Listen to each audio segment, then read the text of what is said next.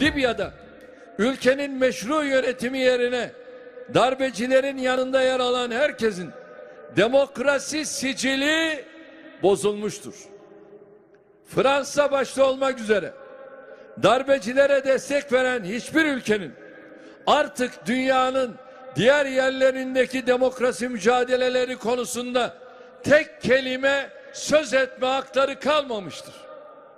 Hele hele bu Macron denilen zatın İslam'la derdi nedir ya?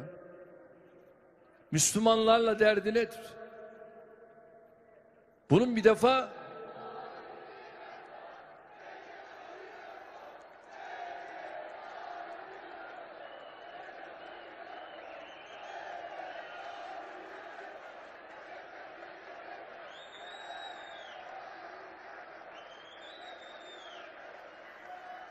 Macron'un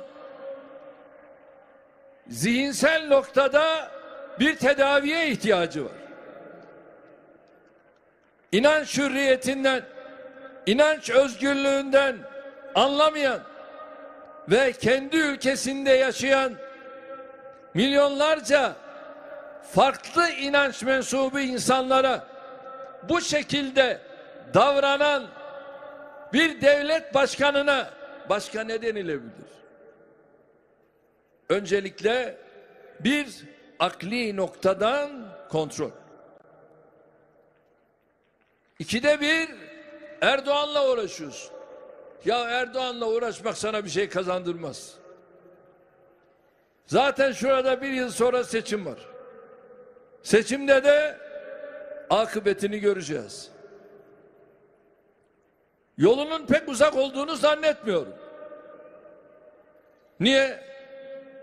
Ya Fransa'ya bir şey kazandıramadık ki kendine bir şey kazandırsın.